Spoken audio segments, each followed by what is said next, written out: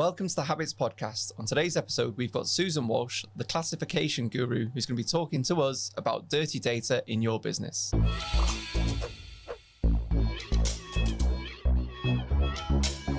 Thanks for joining us, Susan. Thank There'll you. be some people listening to this saying, what qualifies you to be our guest expert when it comes to data? Yeah, and they'd be right to question that, but I have almost a decade working with data. I have classified everything you can imagine from nuts, bolts and screws to male escorts and beyond. So I have seen everything you can see in the world of data. And currently you've got your own business, which is? I do. It's the Classification Guru, and I'm called the Classification Guru because I believe I'm the best at what I do. And what do you sort of sort people's data for big corporate companies? What?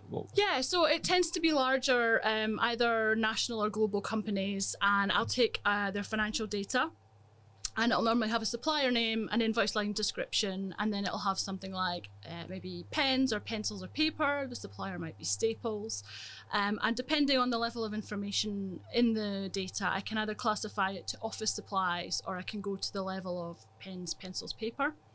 What that means is when that data is rolled up, the client can see how much they're spending on those items, either by the grouping of office supplies or individually, but they can also see how many suppliers they're using to buy office supplies. So they might find that they've got 20 or 30, but you only need 2 or 3. So they could be negotiating better rates with those 2 or 3 suppliers. So having good, clean data is essential for business. Yeah, it's there's so much wasted money and potential fraud going on that if you're not classifying and checking your data, it can go unnoticed. So what are some of the bad habits that you see businesses do have when it comes to their data? Ignorance, inertia, not willing to invest in fixing the dirty data. So it's not just data classification. Quite often people will be told that if they buy this software, their data will be fixed and it'll be magical and everything will work. But in reality, you have to cleanse your data before you put it into the new software. That's not a magic fix. And so people either don't see the value or are not willing to invest in fixing the data before they implement the software or they do the analysis. And then they find that they actually have to spend 2 or 3 times that amount to fix it further down the line because it's so complex and more intricate than it was if they had started at the beginning. And is that done like manually, so it's human that needs to classify that data? So first time round, I'll take a data set and I will manually classify and cleanse it and normalize it. And I use some software, visualization software, to help me do that. So it's faster than, say, Excel, and maybe 2, 3, 4 times faster than that. But when the data needs refreshed, I've got modeling software as well, so I can semi-automate that process. But I would never do that until I knew that first data set was correct. So not cleansing your data before you put it into a new database or CRM, that's one of the main bad habits. What about any other bad habits that you see? So the other issue is when you have that system, people might see things that are not right, but not do anything about it. And so that small little problem down the line in 2, 3 months, in a year's time could be a big problem if it's not fixed.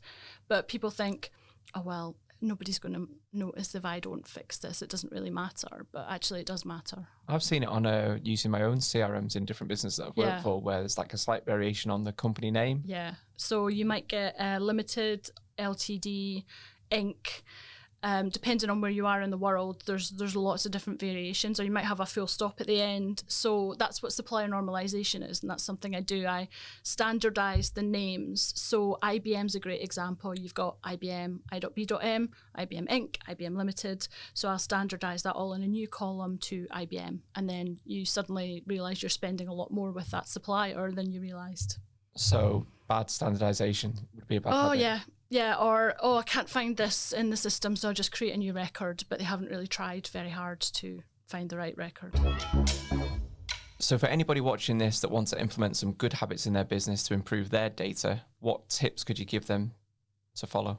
So first of all, I would say check your data regularly. So spot check it to make sure that nothing has changed, nothing has been accidentally deleted or overwritten, or that you've agreed some standards. Make sure that people are following those. And is there a way of doing that easily? So you can do it in Excel, and I've got a way, and if people want to get in touch, then I can send a handout to them to show them how they can spot check their data. Excel's not the best tool, but it's a way to do it. If you have visualization software, then you can amend my basic Excel instructions into your modeling tool. So spot check data would be good habit number one. Any more? Yeah, maintain it regularly as well. So don't just check it, but maintain it. So update it. If you've got a large volume of data and you have more coming in every month, then you either want to update that monthly or quarterly. I wouldn't leave it any longer than that. Otherwise, you're going to have a really big job on your hands. And I also wouldn't do it any more frequently than that, because then otherwise it's too much time. So, and again, it's making sure that everything's consistent and you're not wasting time. So monthly or quarterly updates of your data. Yeah. Cool. And have you got a good habit number 3? Yeah. So have agreed consistent standards amongst your team. So whether it's, what are you defining as a customer? What are you defining as a supplier? How are you measuring, using units of measure? How are you tracking them? So is it liters? Is it LTR? Is it grams? Is it GM? Make sure everybody's using the same method when they're inputting their data, so that it's easier to look at when you're trying to do reports and things. So agreed company standards of what units you're using, or what defines a particular field in your CRM or data. So literally just this week, I've had some cross wires with a client because they wanted a supplier ID. So I pulled out the supplier ID, but actually what they meant was a different supplier ID. So you have to be really clear on those things. Okay, so the other thing is I've come up with this really easy way for people to keep their data accurate. So it's called make sure your data has its coat on. So the first thing is your data should be consistent. So using the same standards and terms throughout the data. Then it needs to be organized. So think of a messy wardrobe. So, you've got your favorite top in there, but you don't know how you can find it because everything you've got is black. So it all looks the same. But if you had organized your wardrobe into, say, different types of tops, then you would be able to just go in and pick that out. So data is very much the same. You can categorize it by departments, countries, product owners, things like that. Then it has to be accurate. So, accurate data means different things to different people, but at the very basic level, it has to be correct and it has to be usable. So when you've got your consistency, your organization, and your accuracy, that means your data is trustworthy, and that's the most important thing. You have to know that you can make decisions based on accurate data. So if you follow those principles, you will have a really great data set.